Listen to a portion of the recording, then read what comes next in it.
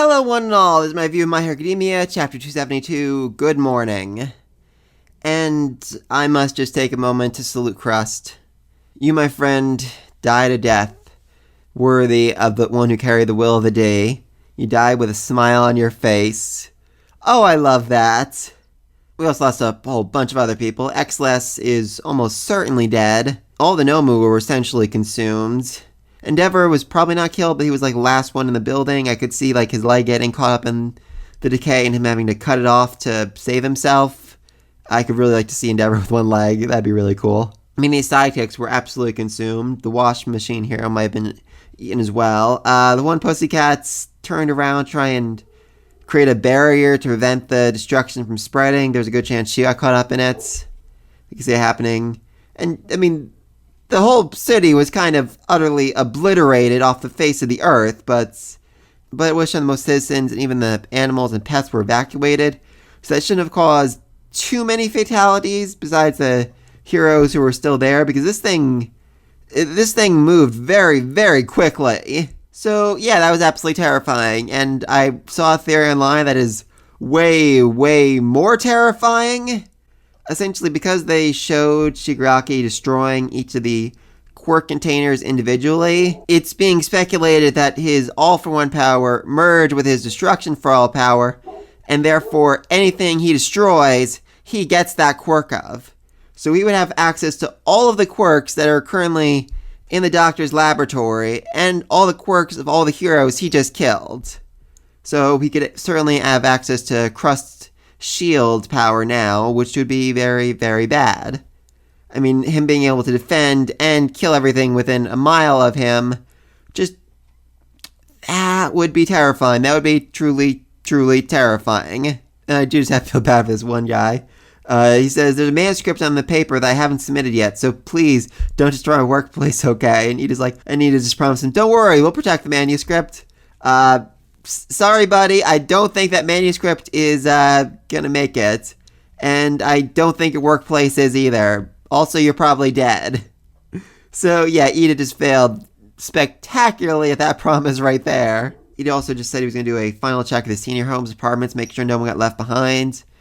I mean, he's fast, so I can certainly see him escaping the destruction, even if he was inside a building, but at the same time, he might end up having to leave some people behind to die, you know, like he did during the entrance exam with Deku.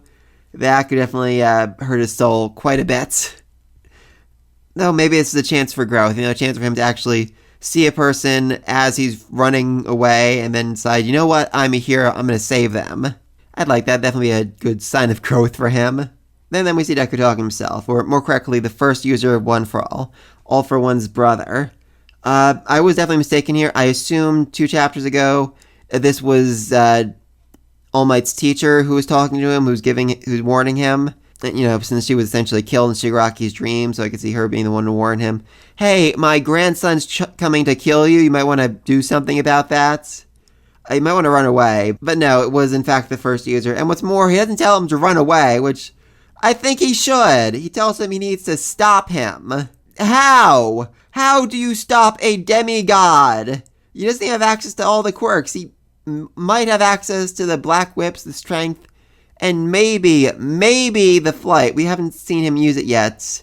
It's a possibility, but how do you expect him to stop a literal demigod? It's just not going to happen. I mean, he even says it. Freed from the shackles of humanity, his power now swells. A transcendent one is coming. One who transcended humanity is coming. And he expects Deku to find a way to stop him. No, that is not happening.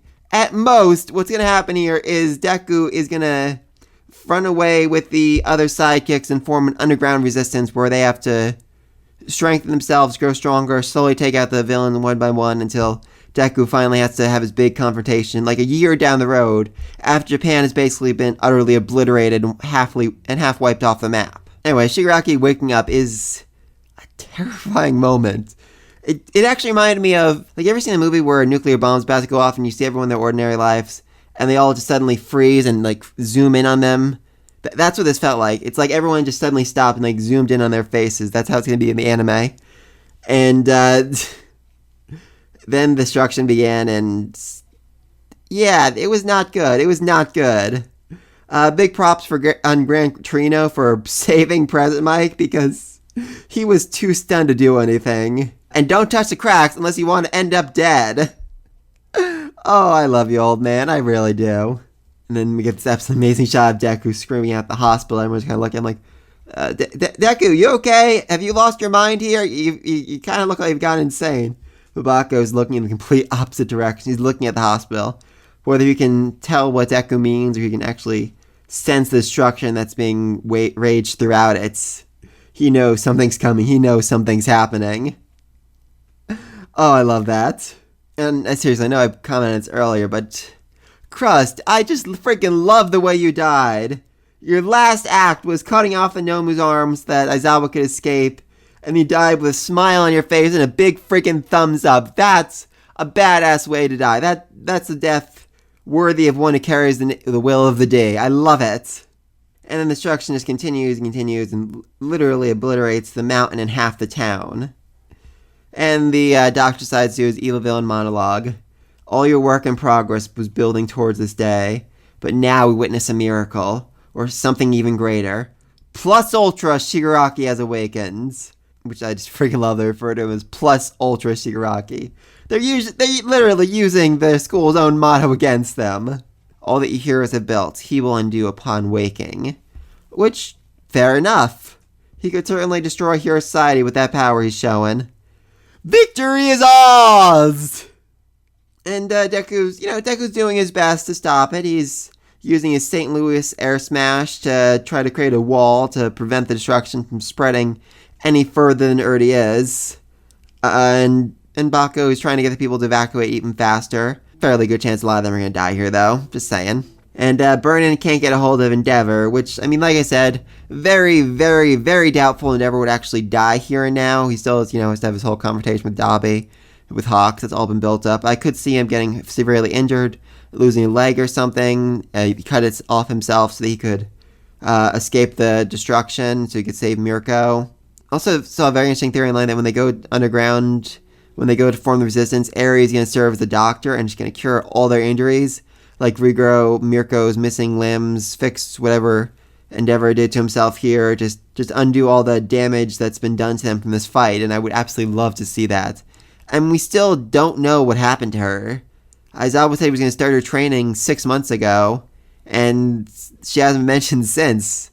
I'm sure she's grown up a little bit. I'm sure she's grown stronger. I'm sure she's more confident in her abilities. I would just love to see her, saving people. It would really help with the whole guilt PTSD she's dealing with after so many people were hurt and died trying to save her. I mean, she still doesn't know the fact that one guy did die saving her, so I definitely feel like that's going to end up hurting her down the road. Maybe she's already overcome it. We don't know. I just really would love to see some flashbacks of her training. That would be so freaking adorable.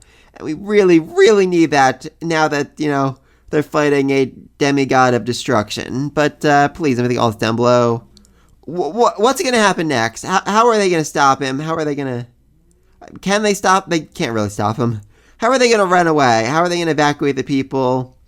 I mean, best case scenario is that after all this, Shigaraki just says, I'm going to rest. See you all in a month. I'm going to go take a nap. And he and the rest of the League and Giganto just go hide away somewhere for a while. Not even hide, just take up some spot in the mountains where they won't be bothered. But like I said, let me think of all down below. Be sure to like, subscribe to the next video. And until next time, peace.